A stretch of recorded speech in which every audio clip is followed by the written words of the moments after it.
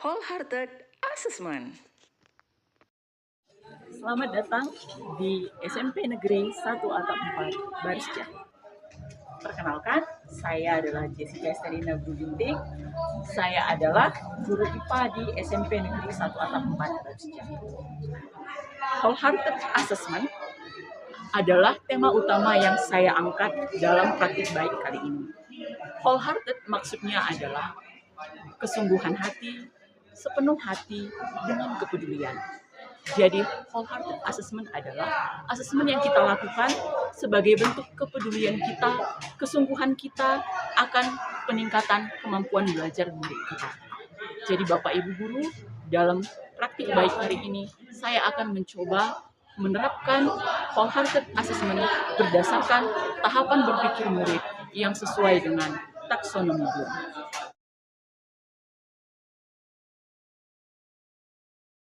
Sebagai seorang pendidik, penulis sudah sering memfasilitasi pembelajaran dengan berbagai cara pendekatan dan strategi terhadap peserta didik. Dalam praktiknya, kegiatan pembelajaran sering sekali tidak sesuai dengan harapan pendidik, baik desain maupun asesmen pembelajaran. Berdasarkan hasil observasi dan tanya jawab yang penulis lakukan terhadap peserta didik, penulis menemukan beberapa situasi yang memungkinkan hal di atas bisa terjadi. Situasi yang pertama, adanya perbedaan kemampuan akademik peserta didik dalam satu kelas yang sangat jauh berbeda. Yang kedua, walaupun langkah pembelajaran sudah dilakukan secara berdiferensiasi, tetapi asesmen yang digunakan untuk mengukur kemampuan seluruh peserta didik cenderung tidak bervariasi, lebih berorientasi pada bentuk tes tertulis. Yang ketiga, pendidik lebih banyak menyajikan diferensiasi pembelajaran berdasarkan gaya belajar peserta didik, bukan berdasarkan tahapan berpikirnya. Yang keempat, langkah pembelajaran yang terlalu cepat menuju asesmen tanpa melakukan pendalaman materi yang cukup. Yang kelima, proses pembelajaran dan asesmen yang terlalu jauh dari kemampuan awal peserta didik. Dari situasi di atas, penulis menyadari bahwa pendidik perlu merencanakan proses asesmennya secara bertahap dan berkelanjutan untuk mendapatkan hasil kemajuan belajar murid. Proses pembelajaran yang terlalu jauh dari kemampuan awalnya membuat peserta didik berhenti berusaha dan kehilangan motivasi untuk belajar. Dalam melaksanakan wholehearted assessment ini, penulis menghadapi beberapa tantangan. Yang pertama adalah cara merancang asesmen diagnostik yang sesuai, merancang pembelajaran, dan merancang beberapa asesmen formatif yang sesuai dengan tahapan berpikir murid. Untuk mengatasinya, penulis banyak melakukan diskusi dengan kepala sekolah, rekan sejawat, rekan sesama guru penggerak, dan pengajar praktik dan orang tua peserta didik. Penulis juga mendapatkan banyak referensi untuk menyiapkan asesmen, tujuan, dan desain pembelajaran melalui artificial intelligence seperti Gemini AI.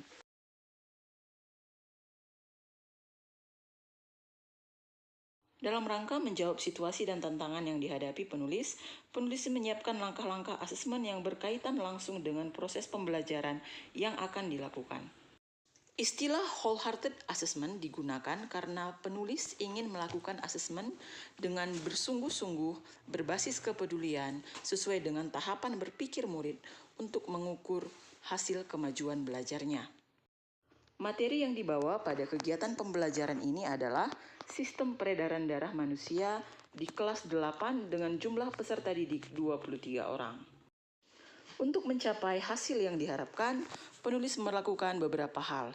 Yang pertama adalah melakukan asesmen diagnostik kognitif awal untuk melihat kemampuan awal peserta didik. Asesmen diagnostik penulis sajikan dengan pendekatan kontekstual dan metode tanya jawab untuk mengukur kemampuan awal peserta didik. Dari hasil asesmen tersebut, pendidik mendapatkan data bahwa kemampuan awal peserta didik masih berada dalam tahap mengingat, hal yang sangat mendasar. Atau kalau disesuaikan dengan tahapan berpikir taksonomi Bloom, peserta didik dikategorikan dalam tahap C1. Langkah kedua yang penulis lakukan adalah menentukan tujuan pembelajaran. Berdasarkan hasil asesmen kognitif awal yang penulis lakukan, maka penulis menentukan tujuan pembelajaran yang hendak dicapai adalah peserta didik mampu menyebutkan dan menjelaskan organ-organ yang terlibat dalam sistem peredaran darah manusia dengan tepat. Dalam hal ini, penulis menyadari bahwa tujuan pembelajaran tidak perlu ditetapkan terlalu jauh dari kemampuan awal murid, karena kemampuan awal murid masih berada dalam tahap C1. Maka sebaiknya peningkatan kemampuan pemahaman murid ditingkatkan dari tahap 1 ke tahap selanjutnya sesuai dengan taksonomi Bloom. Langkah ketiga yang penulis lakukan adalah melakukan pendalaman materi. Pendalaman materi dilakukan melalui beberapa kegiatan, yaitu sebagai berikut. Pertama, menyajikan video animasi 3D mengenai jantung yang berdetak dan memompa darah ke seluruh tubuh manusia. Yang selanjutnya adalah menyajikan video tentang organ-organ yang terlibat dalam sistem peredaran darah manusia, serta komponen-komponen darah sambil melengkapi LKPD yang sudah disiapkan.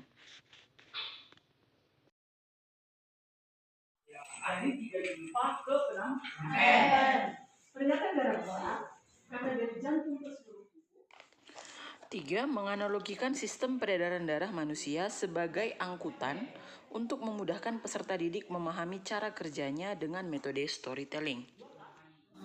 Darah-darah itu adalah jantung ke paru-paru lalu kembali lagi ke jantung. Darah-darah besar adalah dari jantung ke seluruh tubuh.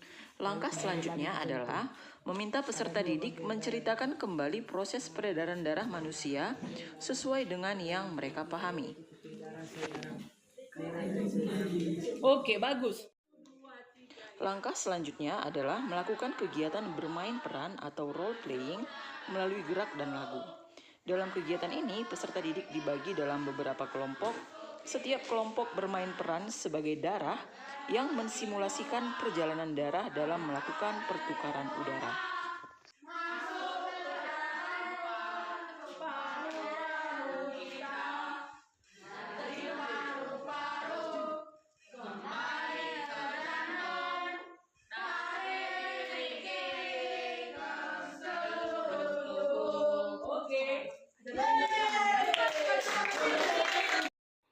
Berikut adalah teknik asesmen yang dilakukan dalam pembelajaran tadi.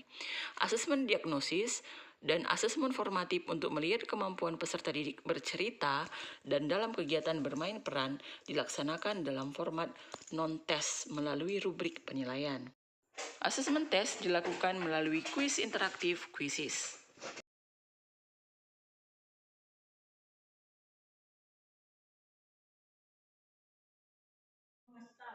Dampak positif dari pelaksanaan wholehearted assessment ini adalah yang pertama, tujuan pembelajaran yang perlu dicapai peserta didik lebih realistis dan mungkin untuk dicapai.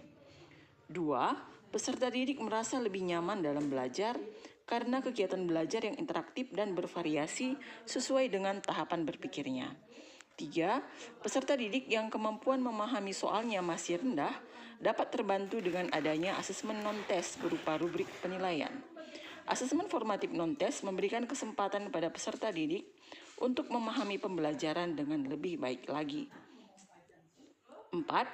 Proses asesmen yang kontekstual, dekat dengan kehidupan nyata, membuat peserta didik merasa pembelajaran ini memiliki kaitan langsung dengan dirinya. Selain bisa memetakan kemampuan awal, asesmen seperti ini juga meningkatkan motivasi belajar peserta didik. 5. Perancangan rencana pembelajaran beserta asesmen yang dibutuhkan dapat dengan mudah dilakukan dan dievaluasi dengan bantuan Gemini AI. Demikianlah praktik baik wholehearted assessment yang sudah saya terapkan di dalam kelas.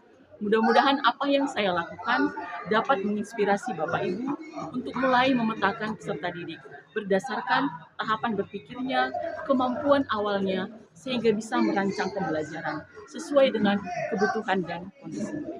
Demikianlah video praktik baik ini saya akhiri. Saya ucapkan terima kasih.